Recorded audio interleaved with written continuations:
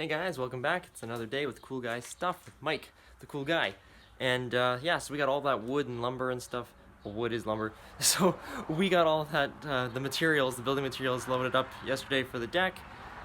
So today we're ready to get building on it, and it is darn cold. As you can see, I got my hat back on. Somehow it went from being like 16, 17 degrees to 3 degrees today.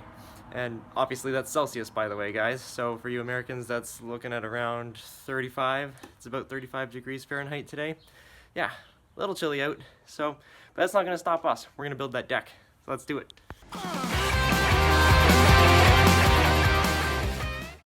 And now it's raining. Just because it's raining doesn't mean we're not working. So I got my buds, Franco and Nate, helping me out with the deck. Obviously I'm working too, but I can't hold the camera and do much, so. There they are. Alright, back at it. Got some cuts to do for this deck, so we're gonna get this miter saw out of here. What a mess.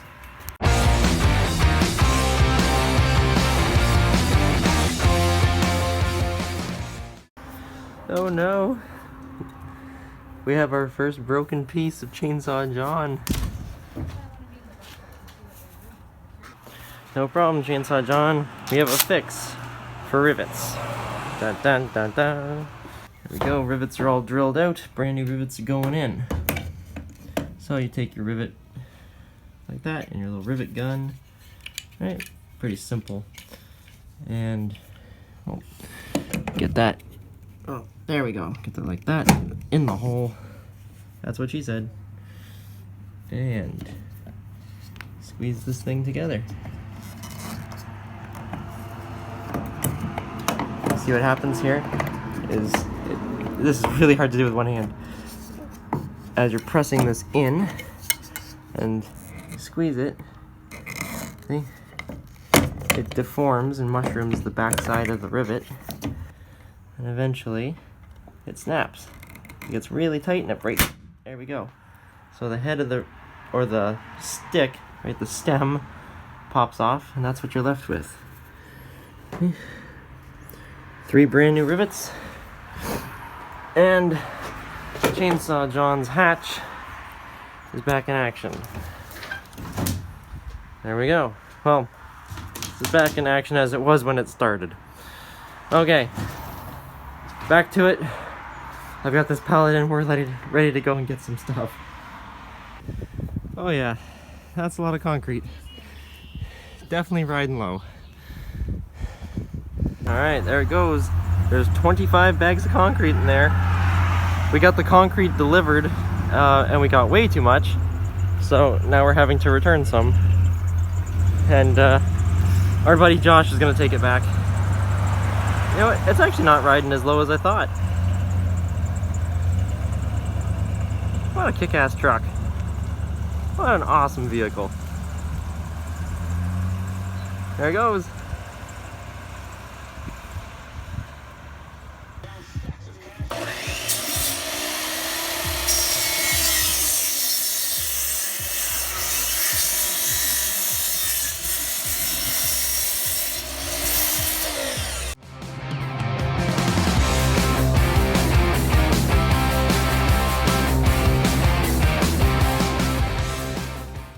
Alright, this is cool. So we're out building the deck, and the sun has come out, and the black vinyl top on the Monte Carlo is starting to heat up from the sun. And I don't know, can you see this? I doubt you can really see it.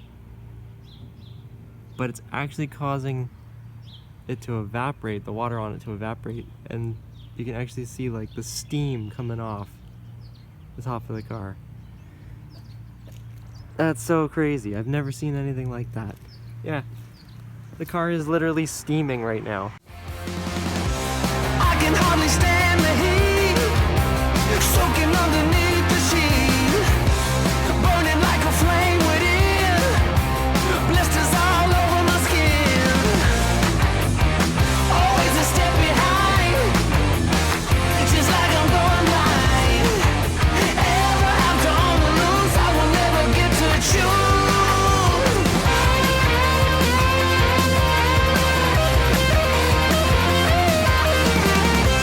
I'm a slave.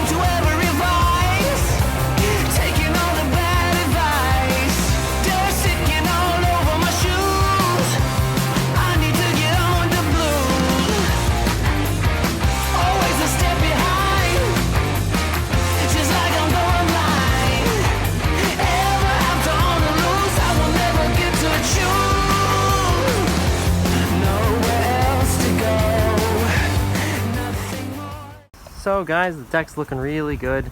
As you can see, our posts for the roof structure, we've boxed them in, and those go down to our footings.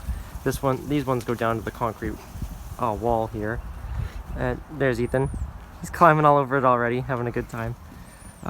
So you can see they're all boxed out.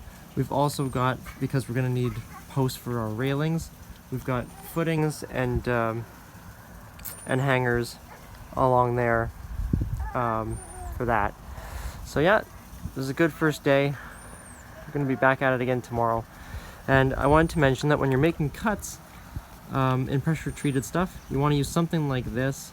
So I don't know about different brands or whatever, but this is the stuff that we happen to buy. It's just at our local supplier. And yeah, sealer for cuts in pressure treated wood. So you just paint it on the end of the cut you've made to ensure that it does actually stay pressure treated and you don't have exposed non-treated wood out in the elements. So that's that for a little can of this stuff. Don't let cheaping out and not getting this spoil a good deck. Alright, so you can see how this has all been done, just like the picture that I drew for you there. So we've got the board on the front there, and I misspoke earlier, so a rim board is these outer boards here, right? And that, I'm pretty sure that's a ledger board. That's what that's called, that bolts to the house. Either way, so we've got our 2x12 board and then hangers, that's those metal pieces right here, see? So they go like under the board and they nail up on both sides, right? And these are actually screwed to the middle beam as well. So, right, we've got the middle beam, the hangers, all made out of 2x12s, and then we've got our big 6x6 posts, which are going down on our footings, right? Just like I drew out for you guys. And then from here, we're gonna end up with deck boards on top, and then we're gonna build a roof structure. And of course, there's a large span at the back there. We're gonna use a big beam called an LVL, and I'll show that to you guys when we get to it. And then we're gonna do some roofing.